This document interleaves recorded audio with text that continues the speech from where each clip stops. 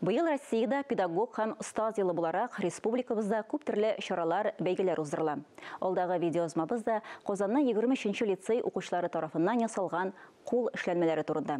Аларны күргәч, хәзерге заман балаларына кәрәзле телефон белән интернеттан башка берни кирәк түгел дигән уйлар юкка чыга. Лицей укучыларының иҗади эшләнмәләрен Фәннур Хәсәнов та күреп кайтты.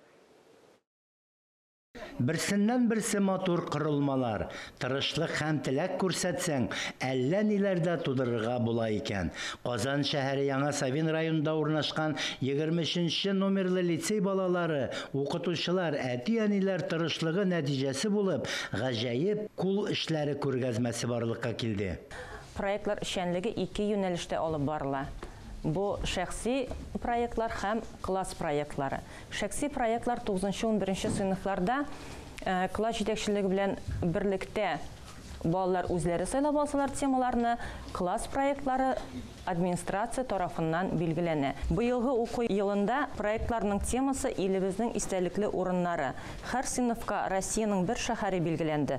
Укучылар шушы шәһәрнең тарихын, мәдәниятен, традицияларын өйрәнделәр. Әлеге күргәзмәдә ниләр генә куелмаган, балаларның фантазиялары шул кадәр дә бай, гади генә материаллардан да бик күп төрдәге сәнгать әсәре тудыра алар. Кайберләре безгә бик танышлар. Кайсы шәһәрдән нинди бина булуын бик тиз абайлап аласың. Төп төгәл күчерелмәсе. Әлеге шөгыльгә бала бер тартылдымы, мавыгуы гомерлек шөгыльгә дә әйләнергә мөмкин. Карап торсаң шаккатасың. Бу бит балалар кулы белән тудырылган матурлык. Бу экспонатларның барысында туплап, без лицейбызда киләчәктә музей эшләп чыгачакбыз. Бу музей илебезнең истәлекле урыннары дип аталачак.